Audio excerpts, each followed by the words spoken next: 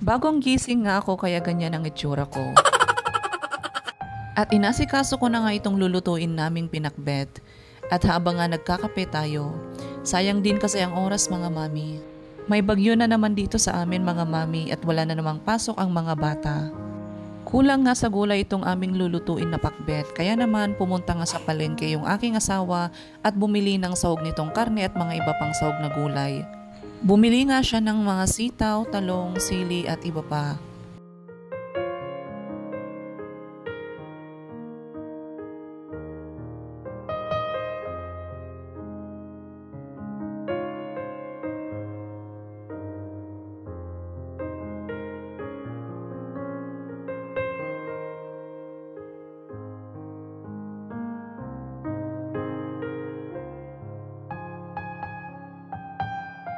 Dumaan nga ulit itong nagbibenta ng kutsinta, kaya naman bumili nga ulit ako ng babaunin natin sa office.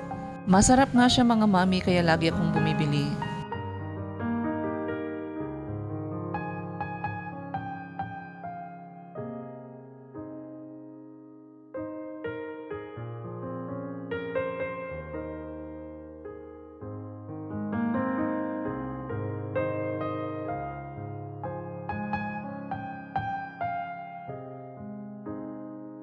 Naglaba na nga ako kagabi at ngayon mga mami ay nagsasampay na lang tayo. Dito nga tayo sa labas magsasampay mga mami dahil umuulan. Kagandahan nga sa ginawa natin dito sa ating parkingan ay meron tayong sampayan.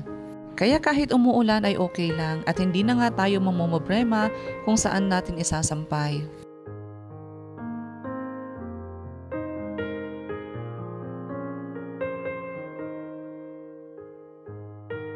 At nung pumasok nga ako dito sa loob, ay nauna na palang kumain itong aking panganay.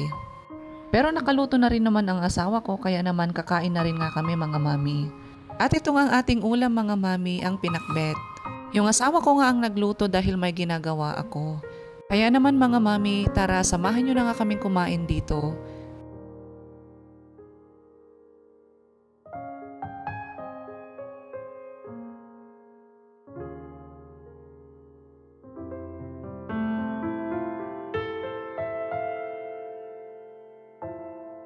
At syempre as usual mga mami, pagkatapos nga namin kumain ay naghugas na rin ako. Hinugasan ko nga rin itong mga kasirola at mga palayok para naman pagkaalis natin ay malinis dito sa bahay. Pagkatapos ko nga naghugas ay naligo na rin ako agad at nakabihis na nga rin ako sa oras na ito.